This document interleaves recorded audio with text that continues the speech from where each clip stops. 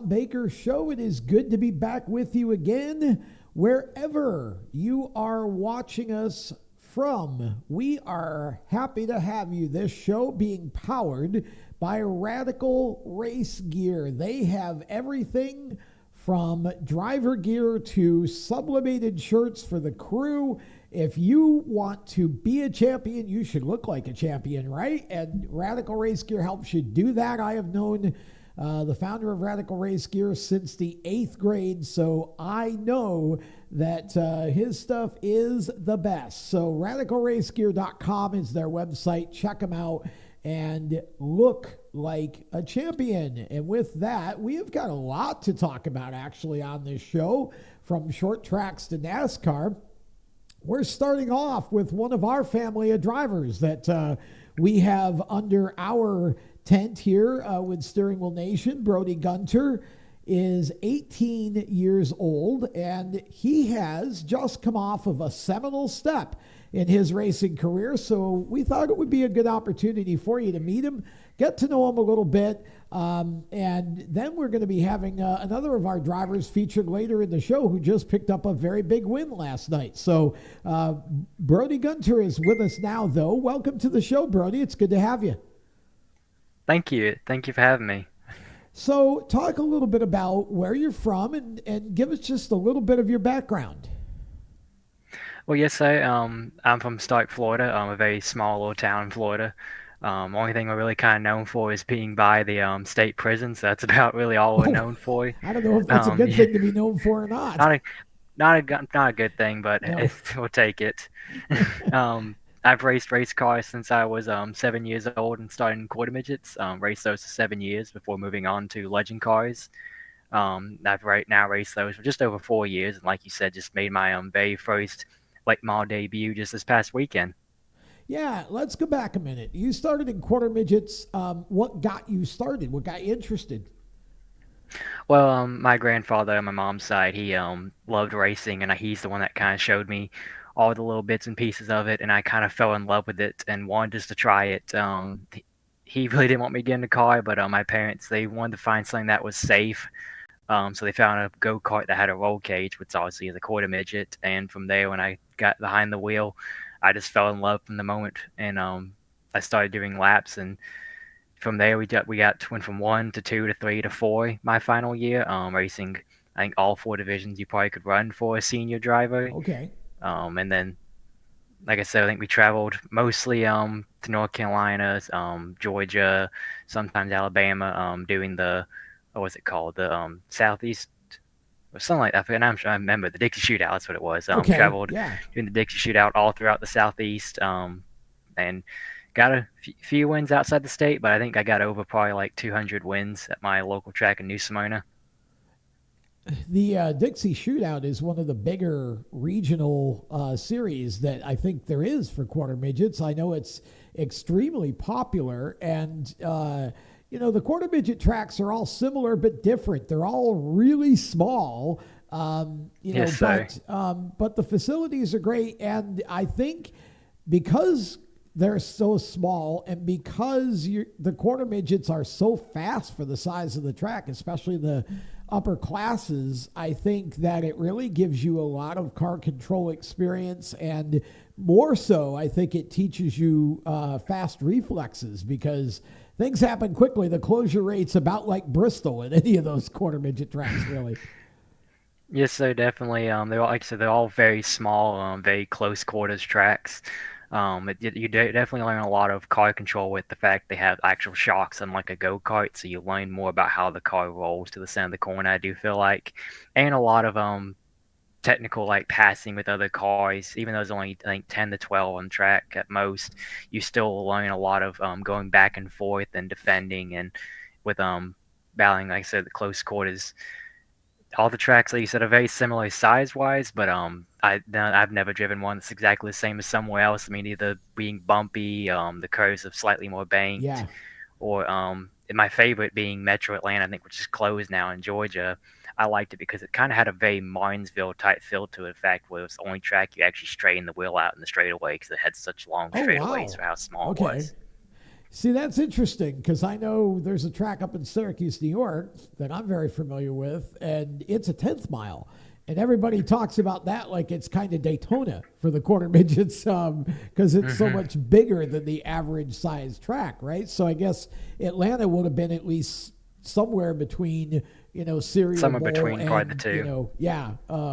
So I'm sure that was a nice change. Well, you got to eventually step up into legend cars. Why did you choose legend cars over anything else like go karts or even going straight to a big car like it seems like we see so many others do? Well, I think mostly being money. I mean, also I don't think we could afford to go anywhere majorly much farther. Um, Still there, Tom? Yeah, keep going. Okay, got it. So yeah, we didn't know anything that we didn't have really any funds to probably go much further than Legend Cars, and it was partly toward the end of my core midget run. We knew we had someone who was working with giving us a little bit of help with the racetrack, and they provided us with the connection to Legend Cars as we moved on from quarter midgets. And I think we went with KBR at first with Kyle Beattie, um, and later on Todd McCollum, and the at Hickory where I just got the race in the late model, and it was a very much a huge different experience in speed and the size. I mean, just the handling in general. And I talk about falling in love with the quarter midget at first. I mean, then I really fell in love and immediately told my parents just sell everything quarter midget wise. We are fully committing to this. This is so much different, so much better, and it actually feels like racing. That was your first big sale, your first big pitch. And basically, it seemed more like it was more of a almost a command, like just get all this stuff out of here. Let's go legend racing, right? I don't like this stuff anymore. Yes, so well, we knew a lot of people in core midgets that would stick around for like another couple years, and we even had like the plan to like go to Legends and like even keep two cars that like I said the people we were racing with were gonna like take care of and kind of help us with. Yep. But as soon as I got in the Legend car, I went, no, I want to fully commit to this and this only, and work on getting better at it, learning this, and actually experiencing braking experience, tracking, like having to handle the car out of the corner and having to handle the huge size of the racetracks. I mean, like I said, Hickory is going from a 1/20th mile course track to a 3.6 miles huge bumpy racetrack is a huge, huge difference.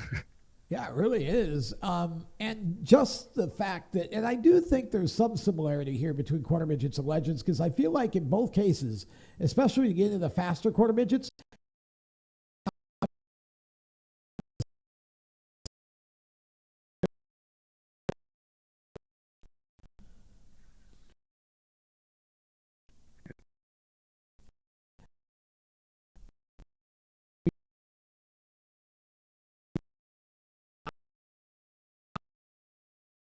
his first start in a pro late model, I think we got him back.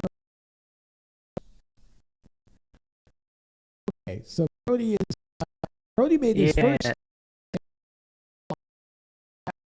Yeah, weekend, and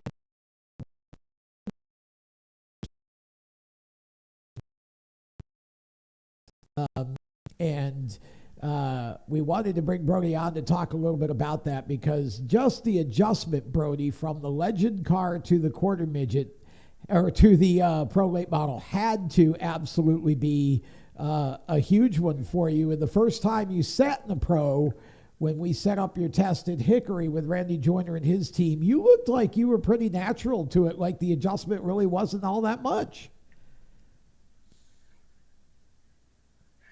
no, so I definitely felt like it was a much easier adjustment wise. I mean, I still had to obviously learn the basic handling of the coins of the car, but I feel like I got into a rhythm pretty fast with it. It felt like I mean, it was kind of very much, even though there's a huge difference between the two, I think there's more of a similarity between obviously those two and then that and a quarter midget and a legend car. Yeah. So it was a very kind of easier adjustment, being the fact of the only thing was dealing with more grip and the bigger size of the car, really. So it was then just a thing of finding the new limit, the new highest speeds it has, and then dealing, I said, with the huge sizes. At first, I felt like I was a mile from the wall, and I asked them how far I was, and they're like, "Oh, you're like a couple inches." So I mean, it was a huge adjustment indeed. Dealing with being in the middle of the racetrack, dealing with the also the different sounding engine, different sounding rev limiter, dealing with the different shifting, the fact it's not like a sequential shifting, and now it's like a kind of H pattern format. Dealing with the you can feel like it. I feel like you can feel it almost take the bumps less because of that size. It's more dispersed, but you can almost feel the roll and the pitch of the car a lot more. Well, and I think the late model is more of a car that you kind of have to not really hustle it so much, especially a pro, but it is more of a car that demands more out of the driver. In the legend car, I feel like, just to go back to that for a minute, when you made the adjustment up to the legends, I feel like you probably really were amazed by the speed. And like you started to talk about the size of the tracks that you were running and all of that, you had so much more to adjust to than going from the legend to the pro late model. But you've had a pretty good career in legends. You got some trophies back off your right shoulder there that say that you've done pretty well with this. Yes, so definitely in the last, like I said, what was it, just over 4 years, I've won quite a few races. Had a lot of fun though. I mean, they're huge. I mean, they're a very fun car, like very difficult to drive with their small size and huge Yeah. horsepower for their weight. So very difficult. It, like you said, the late model compared to them, a legend car is almost you have to drive it on the edge and still be fast on that edge. Meanwhile, a late model is probably more, as I felt so far, pushing it to that edge, but then not past it because if you go past, you'll heat the tires, and it just gets worse from there.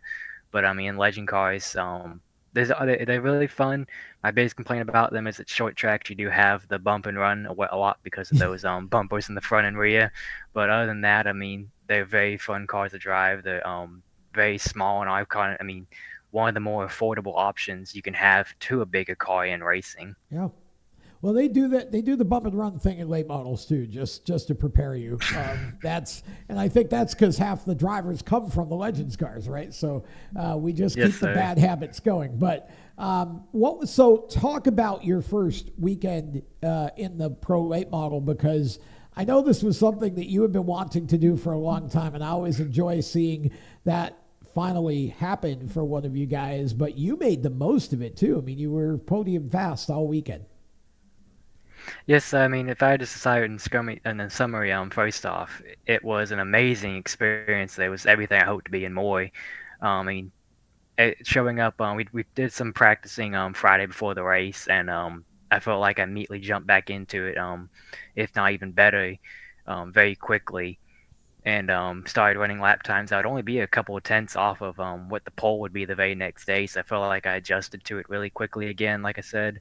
Um, had a very different experience of what Hickory is like in that bigger cars. That was my first time doing a legend car. Yeah. That's where Shame Check I did my first legend car practice. Did a couple races there in legends, and then going there in a bigger, um, grippier, better handling car. It was insane to feel how you could like take the corners so much more faster, driving in so much more deeper, and then just get on the gas and like almost like floor it with very little consequences. And I mean, for that track to be such probably one of the more bumpier short tracks that you can race at, it was amazing how that bigger car and better suspension, it was almost like not even bumpy at all. Yeah. And then the race itself was very weird. I mean, like I've talked a lot about how it's weird going to a race and there was no legend cars there, or like Where's my being the car? main event and Yeah. yeah, being the main event at like a local type race, it was odd pulling in, not seeing anyone I knew, like, oh, you see the same legend card teams every week. It was weird not seeing anyone there, or just any legends, period. And then, like I said, the event itself was so much more different, almost like a more NASCAR feel. The fact you go out there, you could do like 8 to 10 laps. Everyone stays away from each other.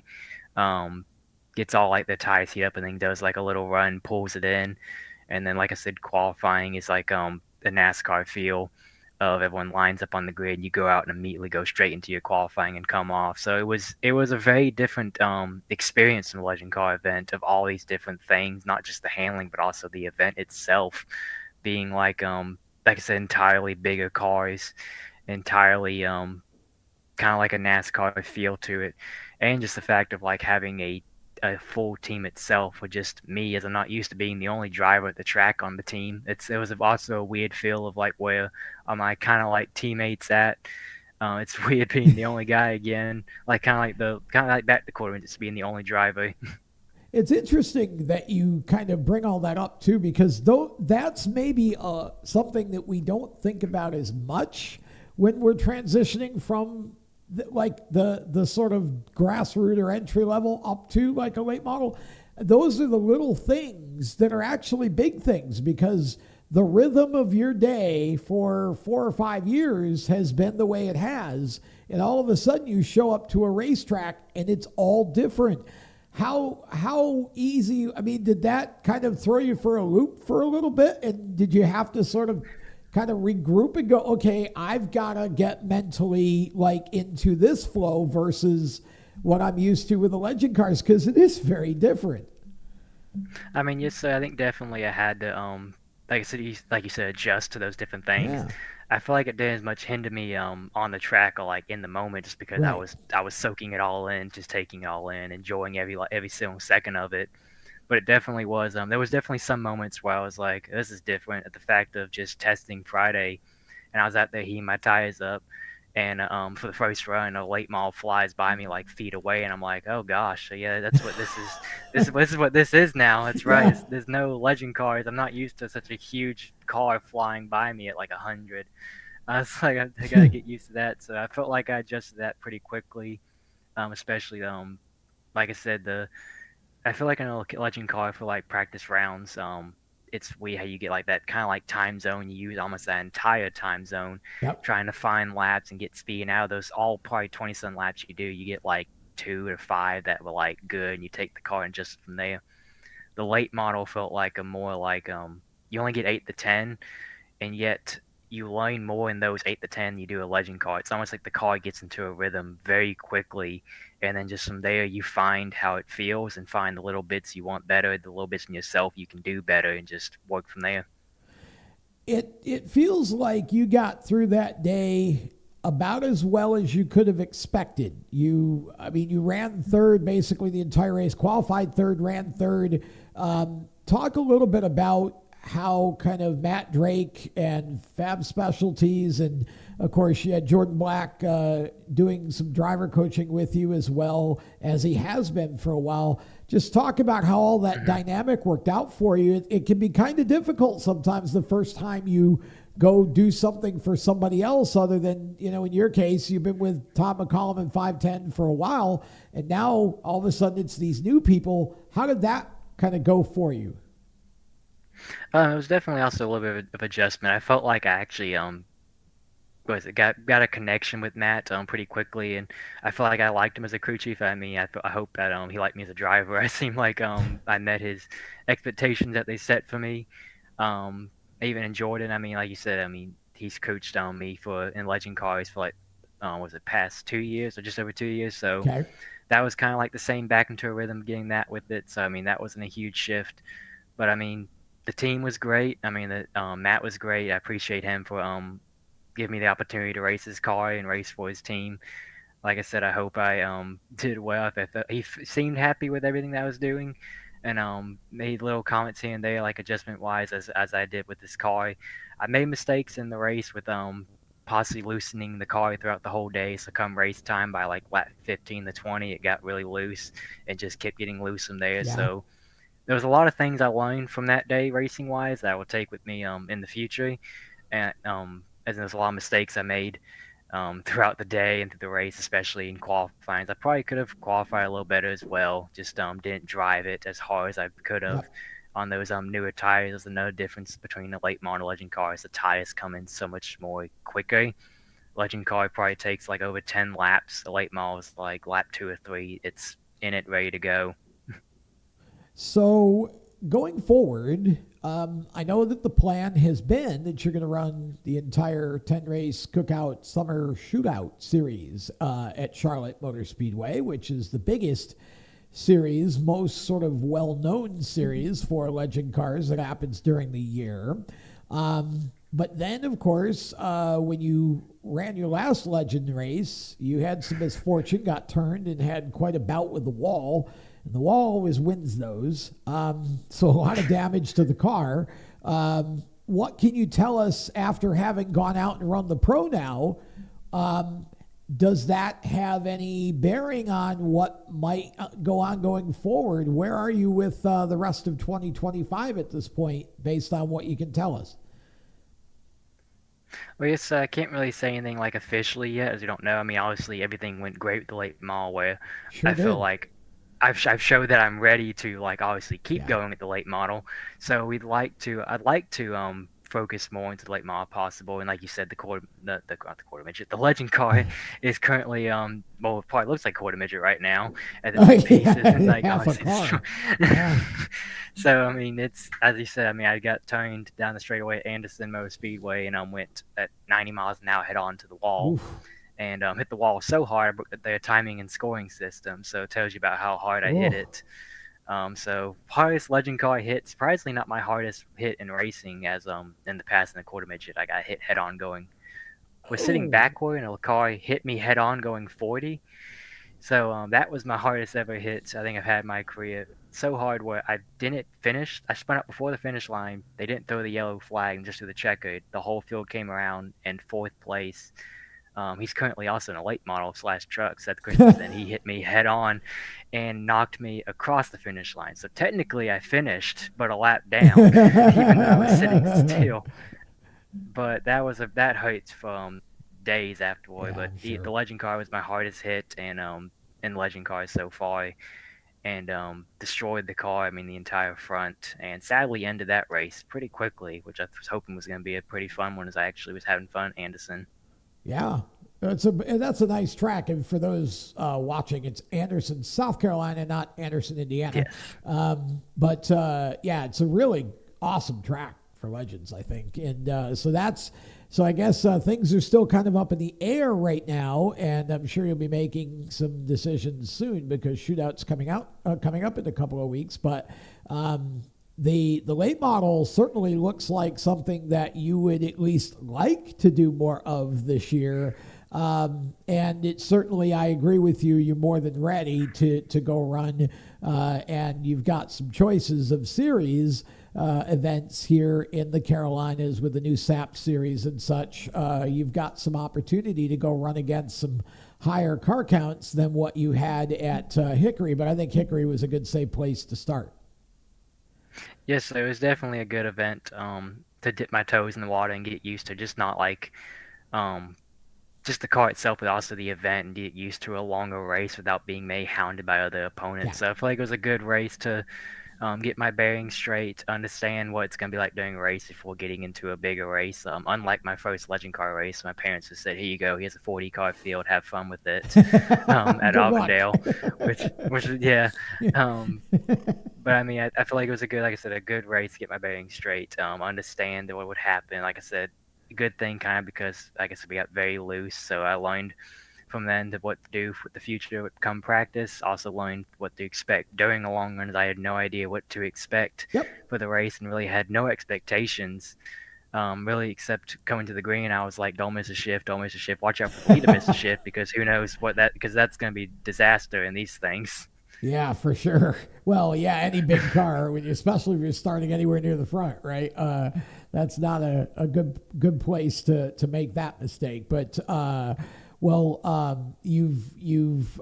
you're graduated or you have graduated high school, or that's coming up soon, I say right? And you I'll be graduating the next month. Yes, sir. okay, Or and this month. Yes. you were basically a double matriculation student, so you're already into your college work as well. And I know that the college you go to down there is just a huge building, that sprawls for miles or not. Tell us about that. That's kind of a fun Yes, story.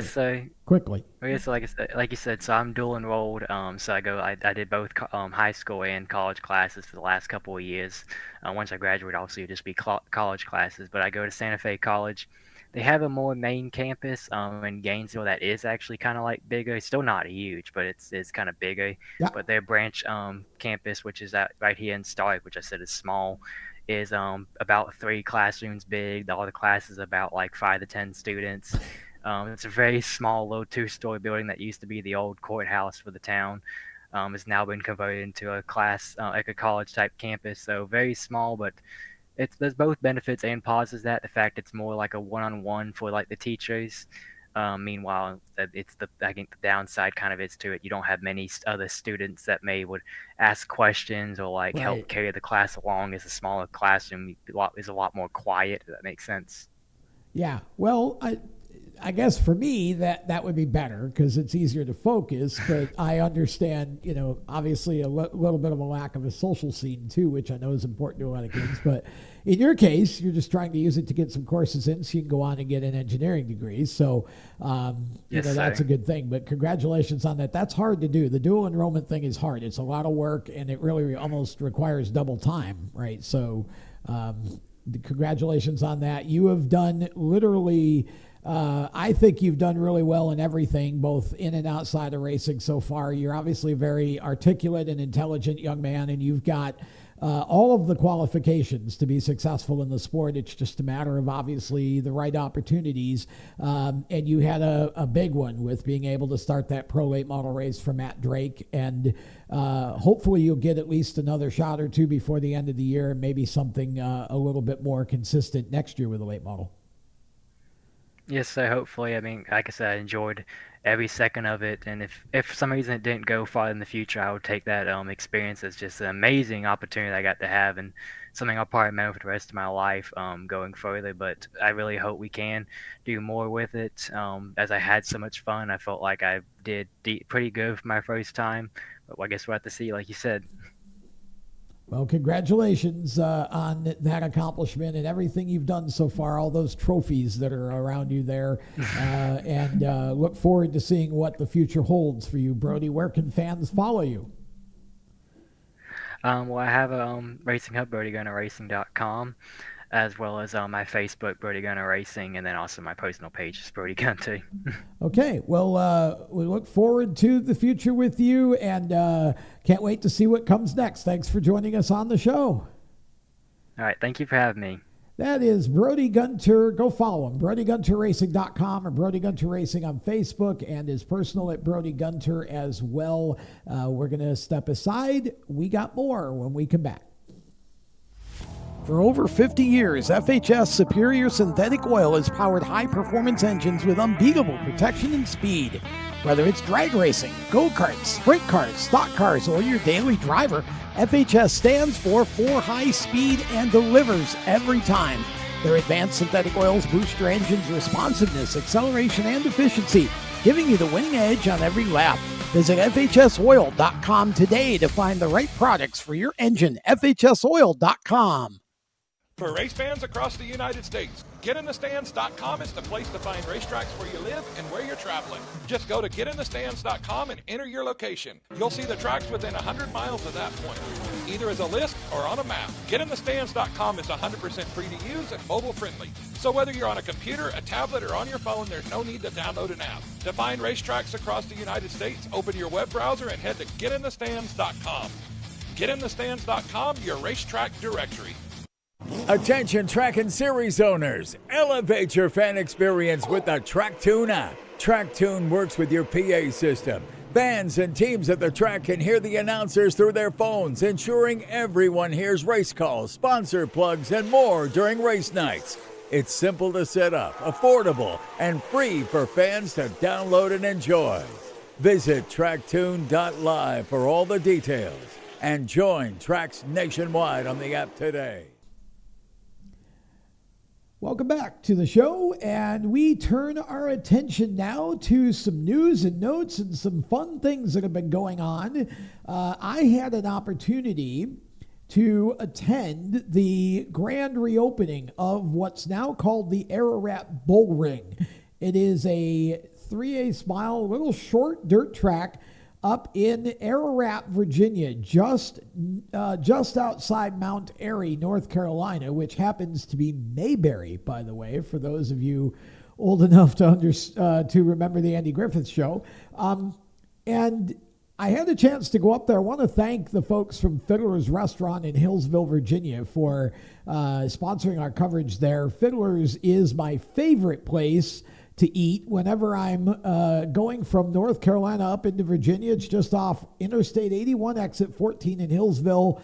the best breakfast buffet I've ever had. They are excellent, and they have 3 locations in Wytheville, Abingdon, and Hillsville, Virginia. So check them out.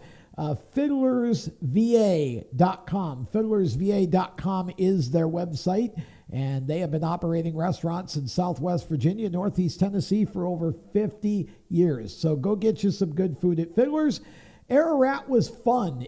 Langley Austin, we had him on the show about a month ago to talk about the fact that he is now venturing as a promoter onto the dirt track side of things for the first time, and just a fun night. It really was. And we're going to talk more about the track and the racing here in a moment. But first, I had a chance to catch up with one of the drivers who was making a stop there to check things out in the 604 late model class. And that is Carl Curran. And here's what he had to say. We are at Ararat Speedway in Ararat, Virginia. This track back after about 4 years off, and we have got the driver of one of the sharp-looking late models here. Tell us your name and where you're from. My name's Carl Curran. I'm from Creedmoor, North Carolina. Carl, tell us a little bit about your sojourn here and what brought you here tonight. Our 602 car is not ready, and we decided to bring the 604 car out tonight, and this was the closest place they was having 604s tonight. What do you think so far? I'm having fun so far. Didn't do well in qualifying, but I think we'll be all right in the race. Talk a little bit about this place. What's your observation of it as much as you've been here and gotten out there for practice? It's a little boring. We haven't run on them a bunch, so we're still learning. But I like the track. It reminds me of back when I started racing a long time ago. You know, I ran at a track similar to this, but having fun so far. Where do you normally race? Fayetteville, Charlotte, run some at County Line, Natural Bridge. And talk a little bit about how long you've been racing and give us some highlights from your career. I started back running in the late 90s. I ran about 8 or 9 years, and last season I won about 14 races. My wife was pregnant with our second child, so I took off about 10 years, and I've been back in a late model. I started back about 4 years ago, and this is the first time in a late model. Back when I ran 4-cylinder super stock, 4-cylinder modified, and a little bit of super street. So you came back and decided to step up into a late model. How's that gone so far? Oh, it's a lot of fun. Still trying to figure it out, but we're getting there. I know you can't do all this by yourself. You got a lot of decals on the car, so tell us who helps you make it happen, Carl? My crew chief, which is Brock Bradley. Without him, I couldn't do it. I own a construction company, so I work a lot. He takes care of the race car for me. Tonight we're on a BMF, Chad Hedgecock car. Our 602 car, we're normally on rockets. Sappa, he's a customer of mine. We have Spider Supports and Spacers, which is a product that I buy through my construction company. I do horizontal boring, and that's the spacers for that. Okay. And we got Sunrock, which is my local rock quarry. Yep. And then we have Infinity Communications, which does cell tower work. I gotcha. And what are your expectations here tonight? I mean, there's about 15 late models. What will be a successful night for you for the first race ever here at Ararat Bullring? Just try to get this place figured out and try to gain positions. Well, we appreciate you taking some time to talk to us, Carl. We wish you all the best tonight here at Ararat going forward into the season. Yes, sir. Thank you. Carl actually did very well. He ended up finishing 6th in the late model race. They had some great racing, and just real quick, Nathan Walker getting the win in the late model race. He led the entire distance, but Dylan Watson, Brad Burhart, Gary Bumgarner, Jimmy Watson, and Carl Curran were all right in a pack behind him. Some great racing there. Dylan Knapp picking up the win in the Ararat stock class. Congratulations to him. Danny Henning picking up the win in the Ararat Pro 4 division. And in the Ararat Crown Vic class, which is always fun, it was Justin Pruitt getting the win. Cole Wagner won the modified race. If you get a chance to go to Ararat, take the opportunity. Beware the road leading into the track, either from the grandstand or the pits, is very bumpy. It is not a paved road, but the facility is really nice. Langley and his wife have done a great job cleaning it up. Some great racing. We'll be back there again before the year is over. And again, thanks to Fiddler's Restaurant of Hillsville, Virginia, just off I-77, exit 14, for their sponsorship. Go check them out. Back with more after this. For race fans across the United States, GetInTheStands.com is the place to find racetracks where you live and where you're traveling. Just go to GetInTheStands.com and enter your location. You'll see the tracks within 100 miles of that point, either as a list or on a map. GetInTheStands.com is 100% free to use and mobile friendly. So whether you're on a computer, a tablet, or on your phone, there's no need to download an app. To find racetracks across the United States, open your web browser and head to GetInTheStands.com. GetInTheStands.com, your racetrack directory. For over 50 years, FHS Superior Synthetic Oil has powered high-performance engines with unbeatable protection and speed. Whether it's drag racing, go-karts, sprint cars, stock cars, or your daily driver, FHS stands for high speed and delivers every time. Their advanced synthetic oils boost your engine's responsiveness, acceleration, and efficiency, giving you the winning edge on every lap. Visit FHSoil.com today to find the right products for your engine. FHSoil.com. Attention track and series owners, elevate your fan experience with the TrackTune app. TrackTune works with your PA system. Fans and teams at the track can hear the announcers through their phones, ensuring everyone hears race calls, sponsor plugs, and more during race nights. It's simple to set up, affordable, and free for fans to download and enjoy. Visit tracktune.live for all the details and join tracks nationwide on the app today. Welcome back to the show, and we had a winner catfish dinner last night at Millbridge Speedway in the Wing Micro Division. Catfish Karter Beattie, another one of our family of drivers here with Steering Wheel Nation, ended up picking up his 3rd micro sprint win. We're going to show you his interview in a moment, but the reason that we're doing this is because the story of this is 6 weeks ago that this young man actually broke 2 vertebrae in his back in a crash in an outlaw cart, and this was only his 2nd race back, and Catfish swept the heat, swept the feature, led every lap of competition last night. Here's the interview after it was over. It took just a couple of races for Catfish Karter Beattie to come back from 2 fractured lower vertebrae and park the number 7 Catfish Special in Victory Lane at Millbridge, winning his heat and the feature. What a night, Carter. Talk about it. Yeah, Carson came out when I was hurt and ran this thing, and just hats off to her. She got the win and put me in the right points place and just gave me a lot of confidence. I just can't thank the guys enough for just making me keep my head up, and just everybody that helped out. Just all the guys at the shop getting me comfortable in the car again, and just everything that came along. It happened so fast, and nobody really knew what happened. So just gotta thank everybody at SKE and KBR and everybody, really everybody at the shop, man. Just everybody that helps.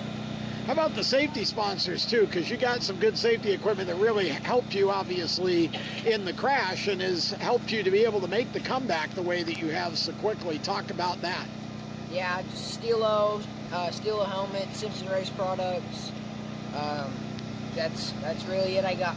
Joy Seating, right? Joy Seating, yeah. Chasm. Just really glad to be back at the track and back to almost 100%. Yeah, I mean, it seemed like you were really on top of the game. What was the combination here? I mean, talk about the track condition a little bit too, because not your typical Millbridge sort of dry, slick, dusty, at least until the very end. Jeremy had the track locked down. I mean, it was a really good night to have that catfish mentality and ready to run the bottom. So just hats off to Cole Cabry. He was working that high line in 1 and 2, and I just barely got him. He drove me clean the whole time, and just hats off to everybody that's here and working the track, and just all the drivers were pretty clean tonight. We had a couple issues at the end, but that's okay. That's racing. Winner, catfish dinner. Karter Beattie back in victory lane at Millbridge. And so Karter getting the win there, and we love showing off our drivers because they're all just excellent young men and they do a great job. And I think I thought Karter's accomplishment last night was worth bringing to you. We of course had him from PRI back in December on the show. So third micro sprint win for Karter at Millbridge. Okay, we have a couple of things with NASCAR I just want to touch on. First of all, championship weekend moving to Homestead, Miami in 2026.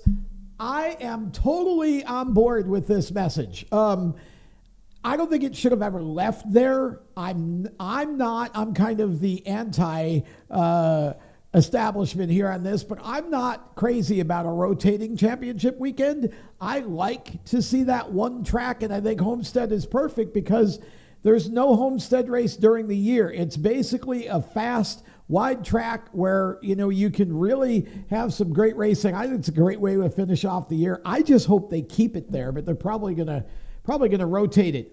North Wilkesboro coming up. All-Star race, of course. Not going to get into the format too much. It would take us an hour, but I hope y'all enjoy it. This is Fox's last broadcast weekend of the year, starting the weekend of the 600. Next weekend, Memorial Day weekend, it goes to Amazon Prime for 5 races. Adam Alexander, Dale Jr., and Steve Letarte will be on the call. That should be interesting. And one note, Kyle Larson, if you don't know by now, is focusing on Charlotte this year instead of the Indy 500. He's going to run the 500, but he has to start Charlotte. And so hopefully no weather issues in Indy, and he can get through the 500, hopefully have a great race there, and then get back and start the Charlotte event. Tony Kanaan will start the 500 if anything happens, because you can't change drivers in the middle of that race. So whichever one starts the race, that's what you got. And that's kind of interesting to me because the way that this plays out, the decision's going to have to get made before race day, really, as to who is going to jump in that car. So hoping for Kyle Larson, and hopefully he does a great job doing the double. I still want to see more drivers doing it. NASCAR's just made it more difficult because they're not really cooperating with that whole idea. So we have got a lot coming up on steeringwheelnation.com. Make sure you go check it out. Our streaming channel here on the PowerTube TV platform. And of course, at The Wheel Nation on Facebook and Instagram. Thanks to Radical Race Gear, FHS Oil, Track Tune, and all of our other sponsors. Until next time, I'm Tom Baker. Thanks for watching.